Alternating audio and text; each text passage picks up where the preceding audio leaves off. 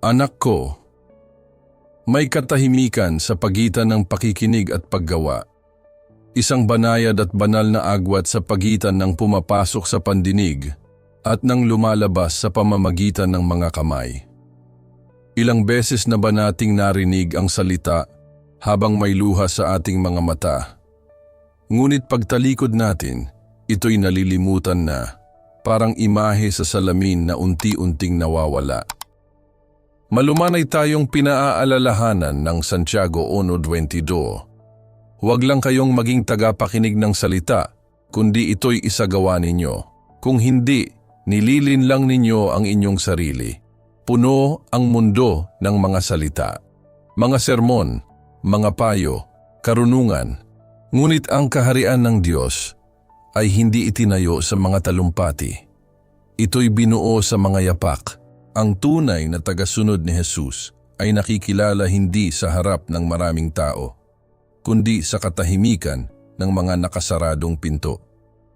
Kapag walang nanonood, kapag may kailangang patawarin, tulungang pakinggan.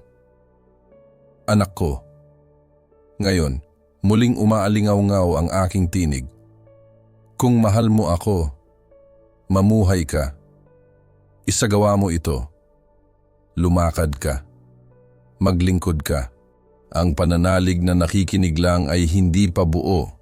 Ang tunay na pananampalataya, nakikinig at tumutugon. At ikaw? Naging visible na ba ang iyong pananampalataya? Naging kilos na ba ito? Pag-ibig na lumalakad, humihinga, at umaabot sa iba? Ngayon, pumili ka ng isang gawa. Isa lang. Ipagdasal ang isang tao. Tumulong sa nangangailangan. Magpatawad. Kahit masakit pa rin, yakapin ng buong puso. Isulat ang mensahe ng pagkakasundo. O, makinig gamit ang iyong puso. Hindi ko hinahanap ang perpeksyon. Hinahanap ko ang pusong handang sumunod kahit hindi ganap na nauunawaan. Sapagkat ang pagsunod ay pag-ibig na gumagalaw. Ito, ang unang hakbang. Oo, makinig.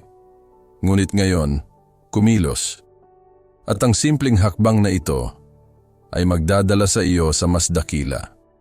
Sapagkat kapag ang bawat bahagi ng katawan ni Kristo ay kumikilos sa pag-ibig, ang dating individual na pananampalataya ay nagiging pagkakaisa at doon nahahawakan ng langit ang lupa, kung saan ang magkakapatid ay nagiging isa, kung saan ang pagkakaiba ay hindi hadlang, kundi kabuuan, kung saan ang pag-ibig ay hindi na teorya, kundi buhay na ibinabahagi. Bukas, sabay tayong susuong sa isang sagradong hiwaga, pagkakaisa kay Kristo. Ngunit ngayon, gawin mo ang unang hakbang. Hayaan mong mabuhay ang salita, sapagkat si Jesus ay patuloy na nagsasalita at naghihintay siya. Hindi ka nag-iisa. Kahit sa pakiramdam mong iniwan ka na, kahit walang nakakaintindi sa sakit mo, may katawan at bahagi ka nito.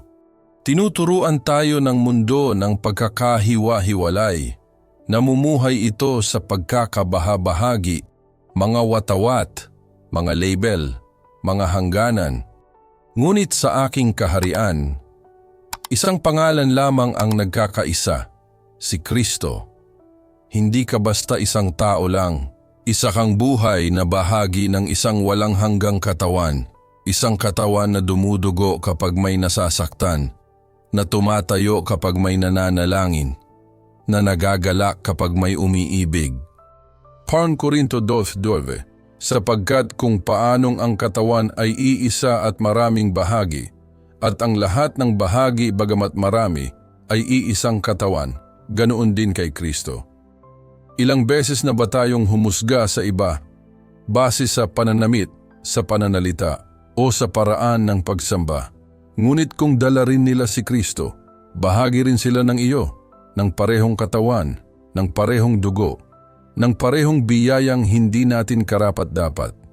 Ang pagkakaisa ay hindi pagkakapareho.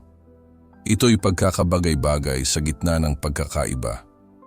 kapag bawat miyembro ay tinutupad ang layunin nito, hindi sa paligsahan, hindi sa paghahambing, kundi sa pag-ibig, sa paglilingkod, sa pagsuko.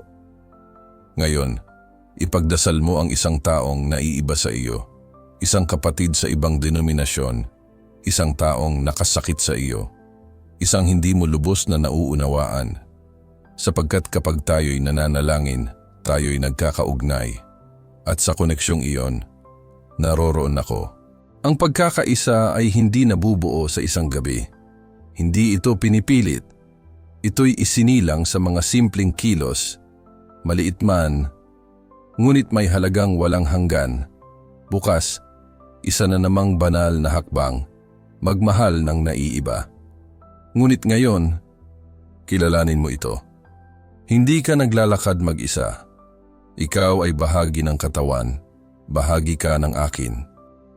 Anak ko, alam mong magmahal, ngunit marunong ka bang magmahal ng kakaiba sa iyo?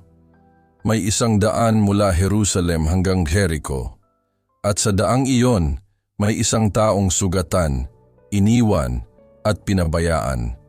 3 tao ang dumaan, 2 ay masyadong tama para tumigil, masyadong relihiyoso, masyadong abala, masyado sa sarili. Ngunit ang pangatlo, ang dayuhan, ang itinatakwil ng lipunan, tumigil siya, lumuhod, hinipo ang sugat, ginamit ang kanyang langis, ang kanyang oras, ang kanyang habag. Sino sa 3 ang naging tunay na kapitbahay ng lalaking biktima? Ang nagpakita ng awa. Lucas 10:36-37. Ang tunay na pag-ibig ay nagsisimula kung saan nagtatapos ang ginhawa. Ito'y tumatawid sa mga linya, bumabasag sa pader, at pumapasok sa mga lugar na iniiwasan ng iba. Tumingin ka sa paligid mo ngayon. Sino ang Samaritano sa kwento ng iyong buhay? Ang taong iniiwasan mo, hindi mo nauunawaan o baka kinatatakutan mo. Yung iba ang paniniwala, iba ang pamumuhay, iba ang itsura o pagmamahal. At ngayon, tanungin mo ang sarili, sino ang nakahandusay sa lupa malapit sa iyo? Sugatan, hindi pinapansin. Tahimik na humihingi ng tulong, anak ko, ang aking pag-ibig ay walang pader, walang kategorya, walang filter, walang eksepsyon. Ibigin mo tulad ng pagmamahal ko, hindi lang sa salita, kundi sa gawa, sa enerhiya mo, sa lakas ng loob. Ngayon manalangin ka.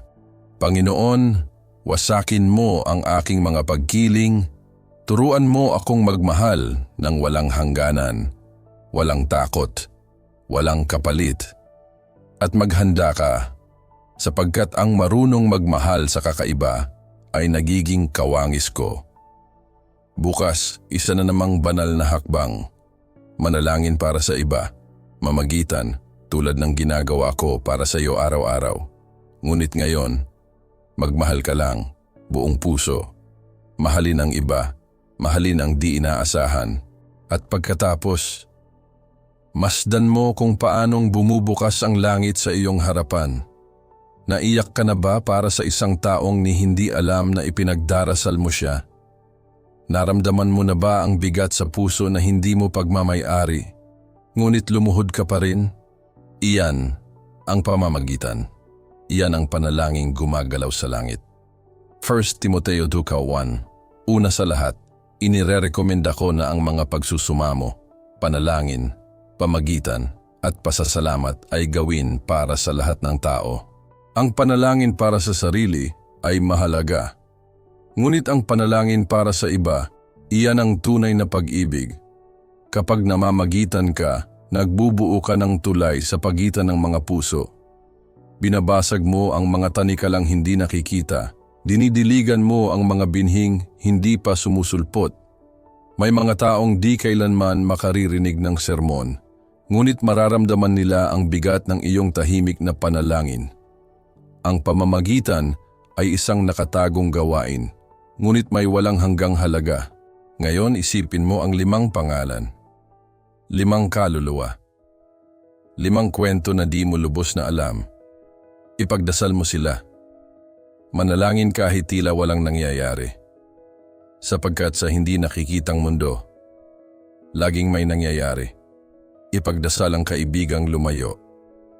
Ang kapamilyang nawalan ng pananampalataya. Ang estrangherong nag-iwan ng bakas. Ang kaaway na nakasakit sa'yo. Ang misyonaryong pangalan lang ang alam mo. Anak ko, kapag namamagitan ka, nagiging kawangis kita. Ako'y nabubuhay upang mamagitan para sa iyo. Araw-araw, bawat oras, walang tigil, walang limot. At ngayon, nagtatapos ang kabanatang ito, ngunit para magsimula ng bago. Natuto kang makinig at kumilos. Nadiskubre mong ikaw ay iisa kay Kristo. Hinamon kang mahalin ang naiiba. At ngayoy nakita mong ang pamamagitan ay pag-ibig na walang palakpak. Ito ang daan. Ito ang kaharian. Kaya ngayon, mamuhay ka araw-araw ng may pananalig na nagpapagalaw ng bundok, pag-ibig na nagpapabagsak ng pader, at panalangin tumataas gaya ng insenso sa aking trono. Ngayon, mahal kong anak, inaanyayahan kitang pumikit, huminga ng malalim, at manalangin kasama ko. Yumuko tayo sa harap ng isa na nakaririnig ng bawat tahimik na bulong, nakakakita ng bawat lihim na luha, at yumayakap sa iyo kahit tila malayo ang mundo. Panalangin, prayer. Panginoong Jesus, lumalapit ako ngayon sa iyo, bukas at handa ang puso. Wasakin mo ang bawat pader sa loob ko, mga pader ng takot, paghusga at pagdududa. Turuan mo akong magmahal ng walang hangganan, walang kondisyon at walang takot. Tulungan mo akong lumakad sa pananampalataya, hindi lang nakikinig gamit ang tenga, kundi sumusunod gamit ang kamay, paa at buong buhay. Bigyan mo ako ng tapang na magpatawad, umabot at maglingkod sa nasasaktan, kahit hindi komportable, kahit may halaga. Punuin mo ako ng habag mong tumatawid sa lahat ng hadlang. Gawin mo akong sisidlan ng iyong kapayapaan, awa at biyaya. Panginoon, iniaalay ko ngayon ang mga pangalan sa puso ko. Yung mahirap kong unawain, yung kinatatakutan ko, yung mga mahal ko. Kumilos ka sa kanilang buhay, pagalingin mo ang kanilang mga sugat, at pag-isahin mo kami sa iyong ganap na pagkakaisa. Espiritu Santo, bigyan mo ako ng lakas upang maging iyong mga kamay at paa ngayon. Magmahal ng buong tapang, manalangin ng masigasig, at mabuhay ng buo para sa iyong kaharian. Isinusuko ko ang lahat sa iyo, Jesus, ang aking mga pagdududa, mga plano, at mga ginhawa. Akayin mo akong kumilos, magmahal, at maglingkod ng may pusong handa. Sa iyong makapangyarihang pangalan, ako'y nananalangin.